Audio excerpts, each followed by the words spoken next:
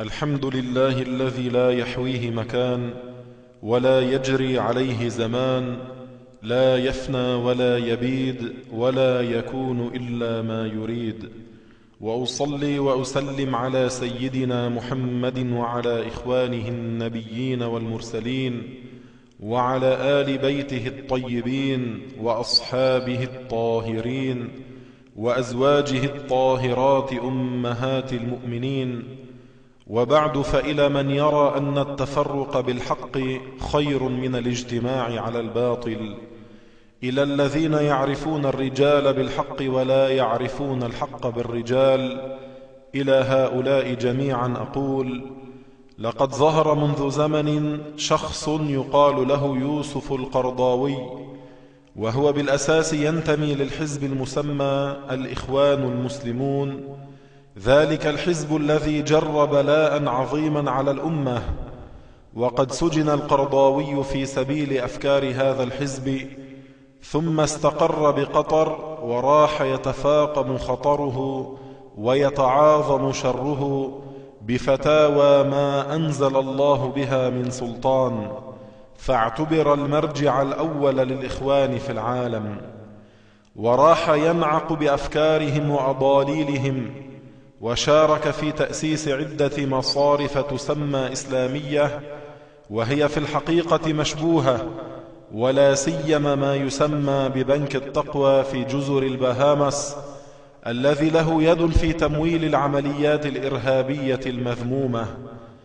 وفتحت الأقنية الفضائية له النوافذ، ولا سيما قناة الجزيرة في قطر، وألف كتبا كثيرة، وحاضر وكتب مقالات، وقد تجاوز فيها تجاوزات خطيرة مدججة بالكفر والفسوق والعصيان. لذلك وجدنا وجوب الرد والصد عن دين الله وعن حياضه، والتحذير من داعية على أبواب جهنم، وهذا واجب من باب الأمر بالمعروف والنهي عن المنكر. فقد قال أبو علي الدقاق رحمه الله: الساكت عن الحق شيطان أخرس. وروى البيهقي عن سيدنا رسول الله صلى الله عليه وسلم: حتى متى ترعون عن ذكر الفاجر؟ اذكروه بما فيه ليحذره الناس. وذكر الحافظ النووي في شرح مسلم: تباح الغيبة لغرض شرعي، وذلك ل6 أسباب. فأما السبب الرابع الذي ذكره: تحذير المسلمين من الشر، وذلك من وجوه، منها جرح المجروحين من الرواة والشهود والمصنفين، وذلك جائز بالإجماع، بل واجب صونا للشريعة. انتهى. وقد ذهلنا لما راجعنا بعض كتب القرضاوي، فوجدناه ينسب الحد والجهة والجسم والحلول لله تعالى، ويسب بعض الأنبياء، فيتهم سيدنا محمدا صلى الله عليه وسلم بالتشويش، ويصف سيدنا موسى بالعناد، ويتهم سيدنا هارون بأنه سكت عن الشرك، وامتدح حزب الإخوان وحزب التحرير، وامتدح سيد قطب، وكفر المسلمين حاكما ومحكوما لمجرد أنهم يحكمون بالقانون.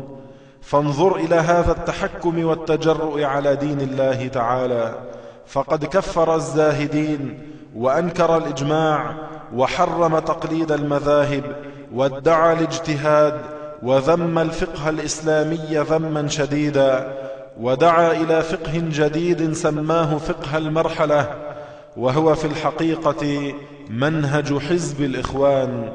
وأباح أكل لحم الخنزير وبيعه، وأباح بيع الخمر، وجاهر بعقيدة المعتزلة في القدر بقولهم إن الله قدر الخير ولم يقدر الشر والعياذ بالله.